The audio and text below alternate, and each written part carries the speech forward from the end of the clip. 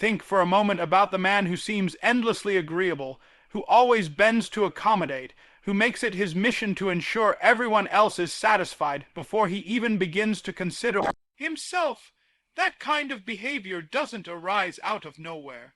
It has roots, and those roots often stretch back to early childhood experiences and formative environments where the boy was subtly, and sometimes very directly, taught that his worth was conditional.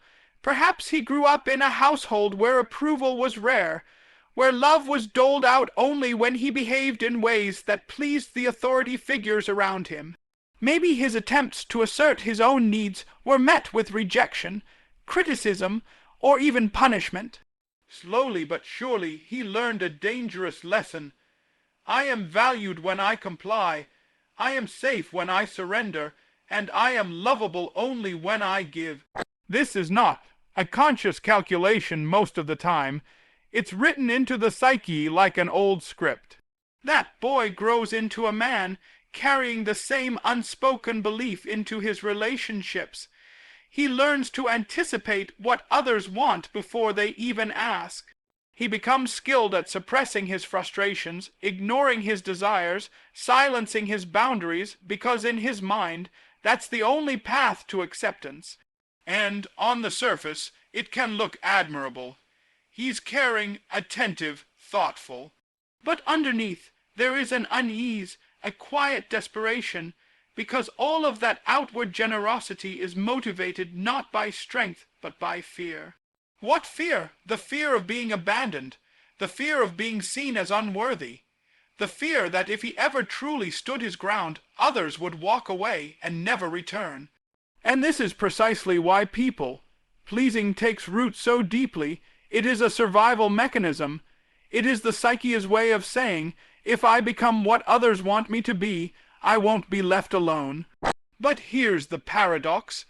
In the very act of always bending, always shaping himself to meet someone else's expectations, he loses the very thing that makes him attractive, the very thing that inspires respect, his authenticity. People can sense when a man isn't fully there, when he's performing rather than living. And women, in particular, are extraordinarily attuned to this. They can feel when his compliments are driven by the need for validation rather than genuine admiration. They can see through the gestures that are less about love and more about securing reassurance. And although they may appreciate the effort at first, over time, it breeds a subtle dissatisfaction, because no one truly wants a partner who exists only as an echo of their desires.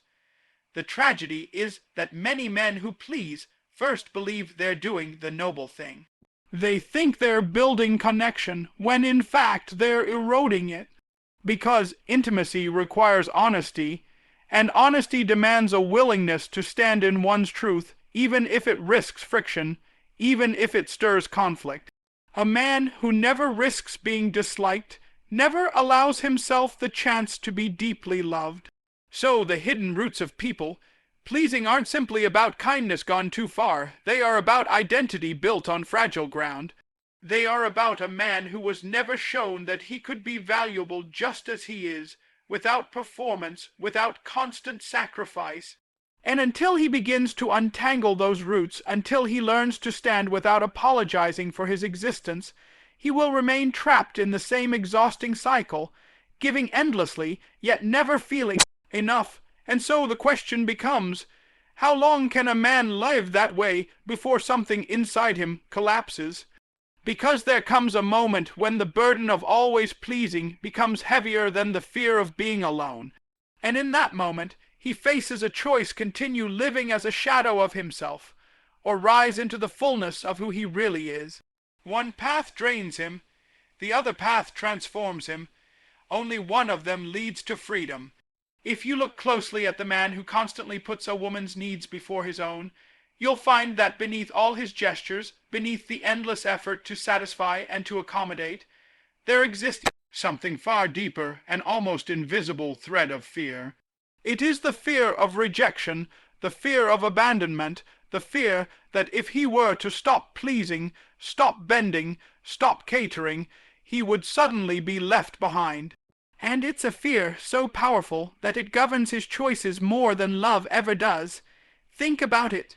Why would a man suppress his own desires, deny his own instincts, or willingly sacrifice his authenticity in the presence of someone he wants to connect with?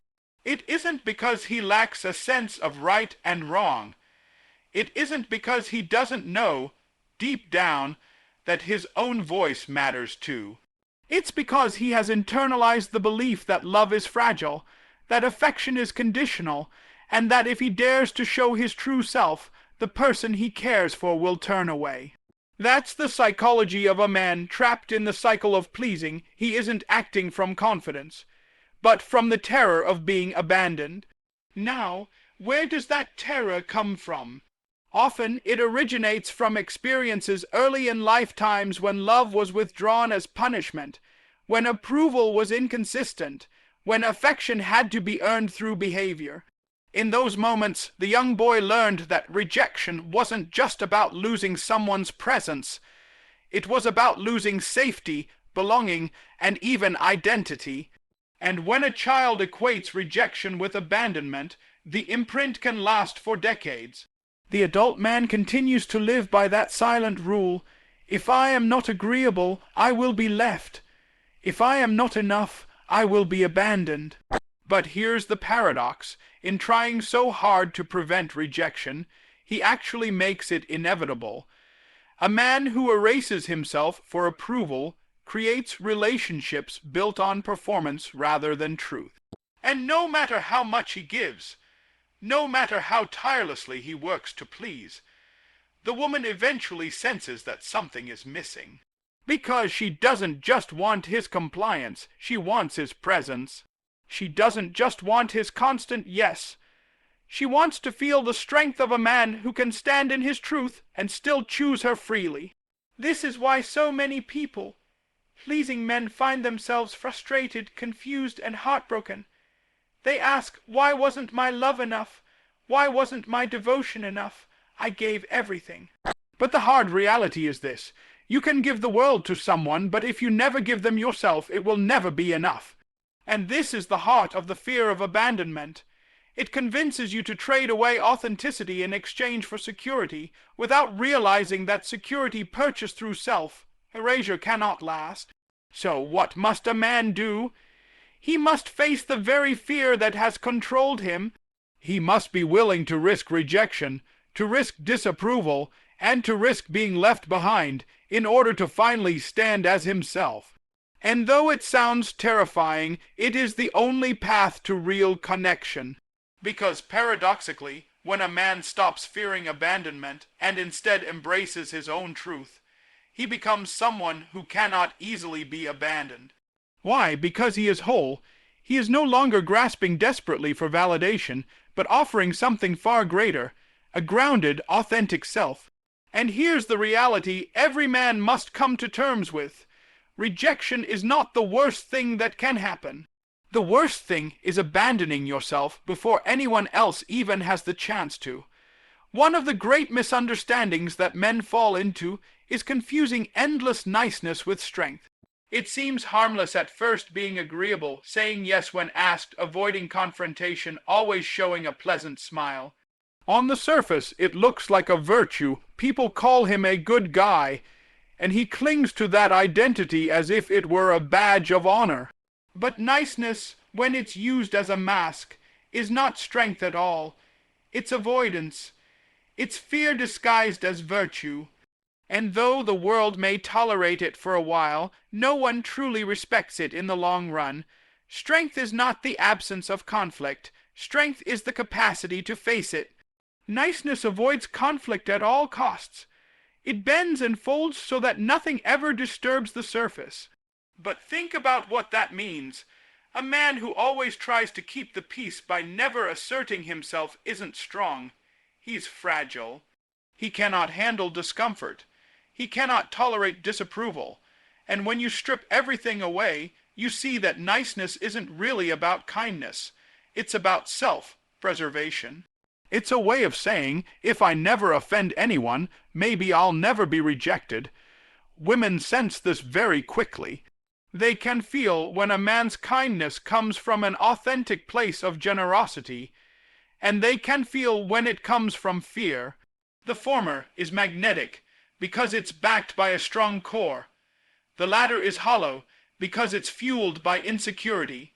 And that's why a man who mistakes niceness for strength often finds himself overlooked, dismissed, or even pitied. He thinks he's winning affection through constant agreement, but in reality, he's losing respect. True strength is something entirely different. It's being kind while still holding firm boundaries. It's being generous without erasing yourself. It's being willing to disappoint others when necessary in order to remain true to your values. Strength is not about avoiding the storm but standing in it, not with arrogance or aggression but with calm conviction.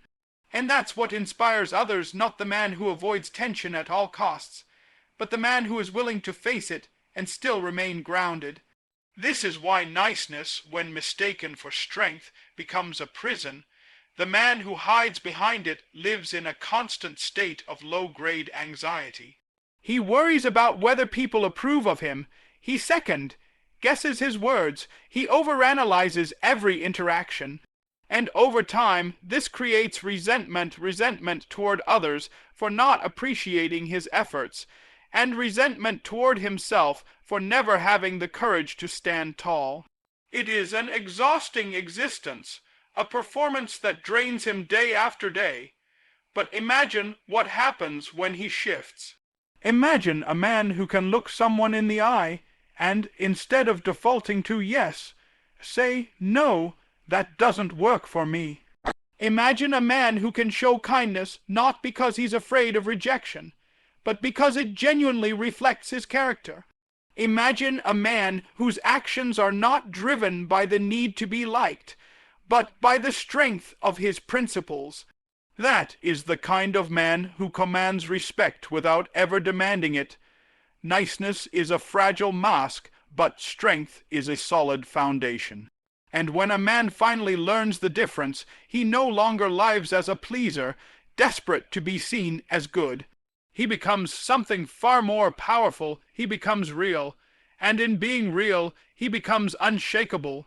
There's a quiet tragedy that plays out in the lives of many men who place women above themselves, and it lies in how they measure their worth. Instead of standing firmly in the knowledge that they are valuable simply by existing, they fall into the trap of believing that their value rises and falls based on how others, particularly women, respond to them. It becomes a conditional game. If she smiles, he feels worthy. If she withdraws, he feels inadequate. And over time, this cycle becomes a prison, one in which his entire sense of identity is chained to someone else's approval. It often begins with good intentions. He wants to love, he wants to give, he wants to be dependable. But somewhere along the way, giving turns into performing, and performing turns into dependence. He begins to believe that the only way to be loved is to constantly prove himself worthy of that love. The smallest gestures, whether it's a compliment he receives, a moment of attention, or a sign of affection, become like tokens of validation. And when those tokens are absent, he feels stripped bare, empty, invisible. His worth feels conditional, and it is always at risk of vanishing. The danger of this mindset is that it leaves him perpetually unstable. He can never truly relax into himself, because the moment he does, he fears the approval will vanish. He becomes hyper, attuned to the moods of others, especially the woman he's trying to please. If she seems distant, he panics and scrambles to regain favor. If she's affectionate, he breathes for a moment, only to worry again about when the affection might fade. His inner world becomes a mirror reflecting the emotional states of others, rather than a steady core rooted in his own being. And this is not just exhausting, it's destructive, because when a man ties his worth to conditional approval, he inevitably begins to erode the very respect he craves. A woman might enjoy the attention at first, but eventually she will sense that his devotion is not anchored in strength, but in fear. And when a man is afraid to lose, he plays not to win, but not to be abandoned. That kind of energy is heavy, and it never inspires admiration. What he must realize is that self-worth cannot be borrowed, and it cannot be outsourced. No one can hand it to him, and no one can take it away unless he consents to it. It is not built in the eyes of another. It is built in the way he chooses to see himself. When he understands this, something powerful shifts. He begins to see that unconditional worth is not about arrogance, but about stability. It's about knowing that even if others disapprove, even if someone leaves, even if rejection comes, his value remains untouched.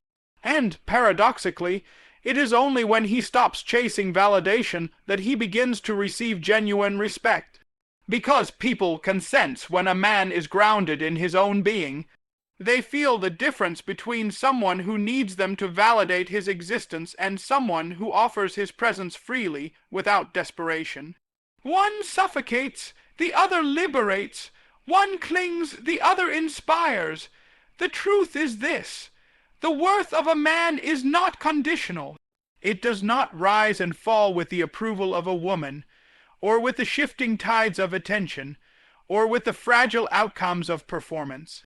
It is constant, immovable, unshaken, and the moment he realizes that deeply, not just intellectually, he steps out of the prison he built for himself. He no longer lives as a man waiting to be chosen. He lives as a man who has already chosen himself. When a man makes it his mission to constantly please, to always anticipate every desire and bend himself into whatever shape he thinks will keep a woman satisfied, he believes he's securing love. He believes that devotion will translate into respect. But here's the difficult truth: it doesn't. In fact, the very effort to please endlessly often has the opposite effect. Women don't respect the eternal pleaser, not because they're cruel or ungrateful, but because at some level they know he is giving from fear rather than strength. Think about it. Respect is never earned through self-erasure. It doesn't come from being endlessly available, from never disagreeing, from showering someone with constant reassurance. Respect comes from balance, from strength expressed through boundaries, from the sense that a man is grounded enough in himself that his love is a choice, not a performance. When a man pleases at the expense of himself, he is not really loving. He is bargaining. He is saying, if I give enough of myself away, maybe you won't leave me. And no woman can admire that for long because it lacks authenticity.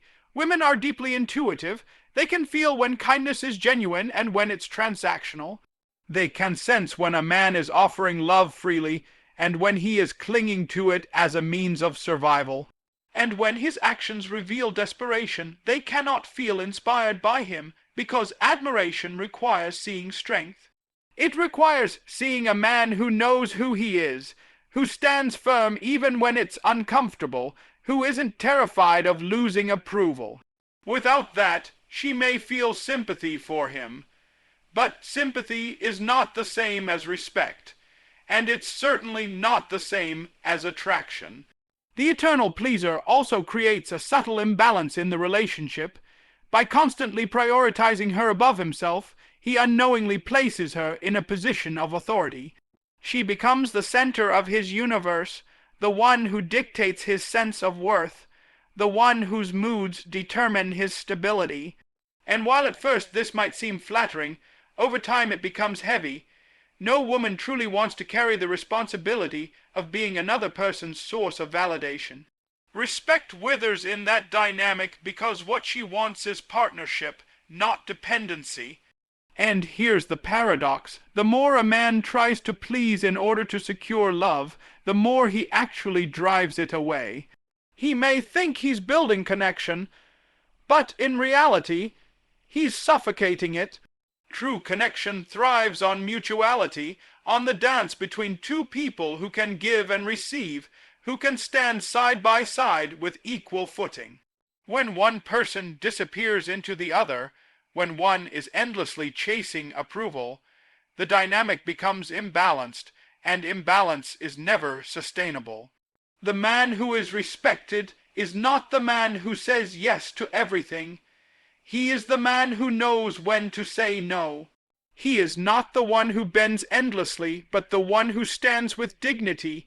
He is not the one who pleases out of fear, but the one who gives out of fullness. That kind of man doesn't need to beg for respect. It flows to him naturally, because people cannot help but admire someone who values himself. So the truth is clear. The eternal pleaser does not win the respect he longs for, because respect is not granted to the one who hides his own strength. It is reserved for the man who refuses to abandon himself in the pursuit of approval. And when a man finally grasps this, he stops chasing respect and begins to embody it. And in embodying it, he becomes impossible to ignore. There comes a point when a man who has spent his life trying to please, trying to bend, trying to make himself small so that others will accept him, realizes that the path he's walking is unsustainable. He looks back and sees the years of exhaustion, the resentment that built quietly within him, the connections that crumbled despite all his effort. And in that moment, if he is brave enough, he begins to sense that what is required of him is not more sacrifice, not more performance, but a transformation. A shift away from the fragile identity of the pleaser and towards something deeper. Authentic masculinity. Authentic masculinity is not about domination, and it is certainly not about aggression. It is not the caricature of strength that society sometimes portrays. It is about rootedness, the ability to stand firmly in who you are without apology. It is about knowing your values, being willing to speak your truth, and choosing to give not out of fear of rejection, but out of genuine abundance.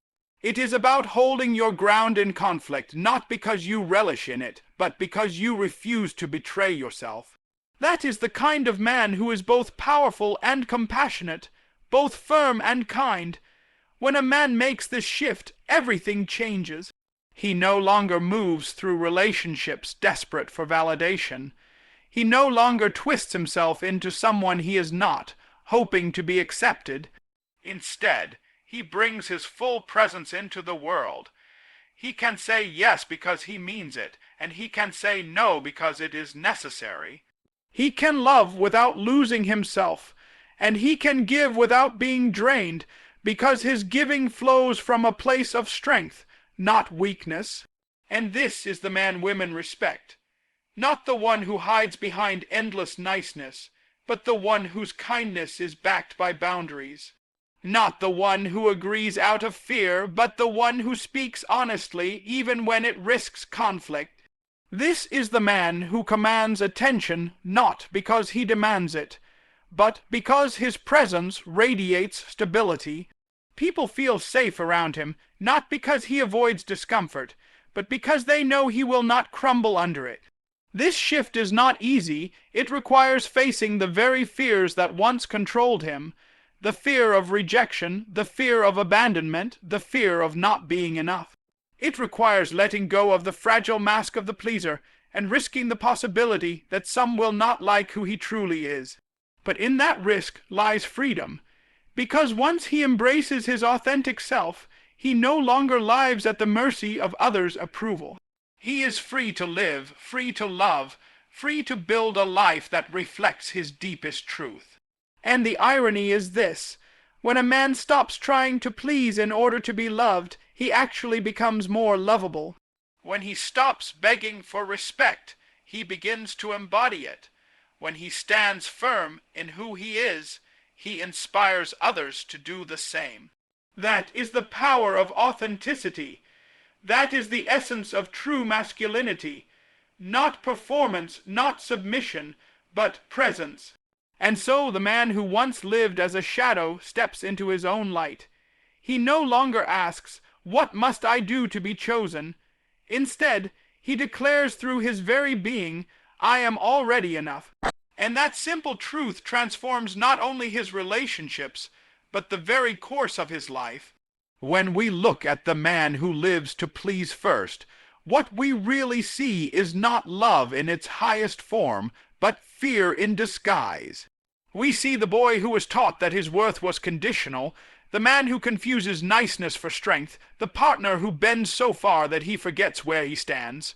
We see someone who has been trapped by the fear of rejection, who has allowed his identity to rise and fall with another person's approval, and who cannot understand why his endless devotion never translates into the respect and connection he longs for.